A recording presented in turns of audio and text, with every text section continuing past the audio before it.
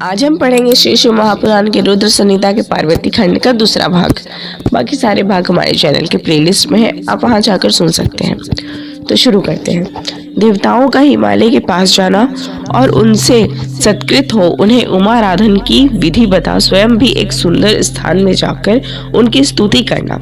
नारद जी बोले, महामते, आपने मेना के पूर्व जन्म की यह शुभ एवं अद्भुत कथा कही है। उनके विवाह का प्रसंग भी मैंने सुन लिया। अब आगे के उत्तम चरित्र का वर्णन कीजिए। ब्रह्मा जी ने कहा, नारद, जब मेना के साथ विवाह करके हिमवान अपने घर को गए तब तीनों लोकों में बड़ा भारी उत्सव हुआ। हिमालय भी अत्यंत प्रसन्न हो मेना के साथ अपने सुखदायक सदन में निवास करने लगे। मुने, उस समय श्री विष्णु आदि समस्त देवता और महात्मा मुनि गिरिराज के पास गए। उन सब देवताओं को आया देख महान हिमगिरी ने प्रशंसा पूर्वक उन्हें प्रणाम किया और अपने भाग्य की सराहना करते हुए भक्ति भाव से उन सबका सादर सत्कार किया। हाथ जोड़ मस्तक झुकाकर वे बड़े प्रेम से स्तुति करने को उद्यत हुए। शैलराज के शरीर में महान रोमांच हो गया आया। उनके नेत्रों से प्रेम के आंसू बहने लगे। मुने, हिमशैल ने प्रसन्न मन से अत्यंत प्रेम पूर्वक प्रणाम किया और विनीत भाव से खड़े हो श्री विष्णु आदि देवताओं से कहा। हिमाचल बोले, आज मेरा जन्म सफल हो गया। मेरी बड़ी भारी तपस्या सफल हुई। आज मेरा ज्ञान सफल हुआ और आज मेरी सारी क्रियाएं सफल हो गईं। आज मैं धन्य हुआ। मेरी सारी भूमि धन्य हुई। मेरा कुल धन्य हुआ। मेरी स्त्री तथा मेरा सब कुछ धन्य हो गया। इसमें संशय नहीं है, क्योंकि आप सब महान देवता एक साथ मिलकर एक ही समय यहाँ पधारे हैं। मुझे अपना सेवक समझकर प्रसन्नता पूर्वक उचित कार्य के लिए आज्ञा दे। हिमगिरी का यह वचन सुनकर वे सब देवता बड़े प्रसन्न हुए और अपने कार्य की सिद्धि मनाते हुए बोले। देवताओं ने कहा, महाप्राज्ञ हिमाचल, हमारा हितकारक वचन सुनो। हम सब लोग जिस काम के लिए यहाँ आए हैं उसे प्रसन्नता पूर्वक बता रहे हैं। गिरिराज, पहले जो जगदम्बा उमा दक्ष कन्या सती के रूप में प्रकट हुई थी और रुद्र पत्नी होकर सुदीर्घ काल तक इस भूतल पर क्रीड़ा करती रही, वे ही अंबिका सती अपने पिता से अनादर पाकर अपनी प्रतिज्ञा का स्मरण करके यज्ञ में शरीर त्याग अपने परम धाम को पधार गईं। हिमगिरे, वह कथा लोक में विख्यात है और तुम्हें भी विदित है। यदि वे सती पुनः तुम्हारे घर में प्रकट हो जाए तो देवताओं का महान लाभ हो सकता है।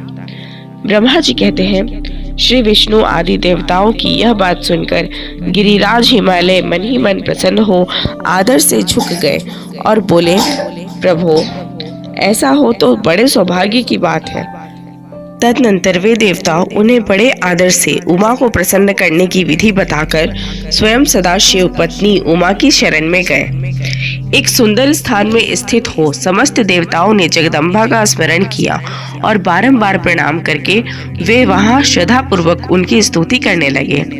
देवता बोले, शिवलोक में निवास करने वाली देवी उमे, जगदम्बे, सदाशिव प्रिय, दुर्गे, महेश्वरी, हम आपको नमस्कार करते हैं। आप पावन शांत स्वरूप श्री शक्ति हैं, परम पावन पुष्टि हैं, अव्यक्त प्रकृति और महतत्व ये आपके ही रूप हैं। हम भक्ति पूर्वक आपको नमस्कार करते हैं। आप कल्याणमयी शिवा हैं। आपके हाथ भी कल्याणकारी हैं। आप शुद्ध, स्थूल, सूक्ष्म और सबका परम आश्रय हैं। अंत विद्या और सुविद्या से अत्यंत प्रसन्न रहने वाली आप देवी को हम प्रणाम करते हैं। आप श्रद्धा हैं, आप धृति हैं, आप ही श्री हैं और आप ही सबसे सब में व्याप्त रहने वाली देवी हैं। आप ही सूर्य की किरणें हैं और आप ही अपने प्रपंच को प्रकाशित करने वाली हैं। ब्रह्मांड रूप शरीर में और जगत के जीवों में रहकर जो ब्रह्मा से लेकर तृण पर्यंत संपूर्ण जगत की पुष्टि करती है, उन आदि देवी को हम नमस्कार करते हैं। आप ही वेद माता गायत्री हैं, आप ही सावित्री और सरस्वती हैं। आप ही संपूर्ण जगत के लिए वार्ता नामक वृत्ति है और आप ही धर्म स्वरूपा देवत्रयी है। आप ही संपूर्ण भूतों में निद्रा बनकर रहती हैं। उनकी शुद्धा और तृप्ति में भी आप ही हैं। आप ही तृष्णा, कांति, छवि, तुष्टि और सदा संपूर्ण आनंद को देने वाली हैं। आप ही पुण्यकर्ताओं के यहाँ लक्ष्मी बनकर रहती हैं और आप ही पापियों के घर सदा ज्येष्ठा, लक्ष्मी की बड़ी बहन दरिद्रता के रूप में वास करती हैं। आप ही संपूर्ण जगत की शांति हैं। आप ही धारण करने वाली धात्री एवं प्राणों का पोषण करने वाली शक्ति हैं। आप ही पांचों भूतों के सार तत्व को प्रकट करने वाली तत्व स्वरूपा है। आप ही नीतियों की नीति तथा व्यवसाय रूपिणी है। आप ही साम वेद की गीति है। आप ही ग्रंथि है। आप ही यजुर मंत्रों की आहुति है। ऋग्वेद की मात्रा तथा अथर्ववेद की परम गति भी आप ही हैं। जो प्राणियों के नाक, कान, नेत्र, मुख, भुजा, वक्षस्थल और हृदय में धृति रूप से स्थित हो सदा ही उनके लिए सुख का विस्तार करती हैं। जो निद्रा के रूप में संसार के लोगों को अत्यंत सुभग प्रतीत होती हैं, वे देवी उमा जगत की स्थिति एवं पालन के लिए हम सब पर प्रसन्न हो। इस प्रकार जगत जननी सती साध्वी महेश्वरी उमा की स्तुति करके अपने हृदय में विशुद्ध प्रेम लिए वे सब देवता उनके दर्शन की इच्छा से वहां खड़े हो गए। तो यहाँ पे हमारा दूसरा भाग कंप्लीट होता है। धन्यवाद।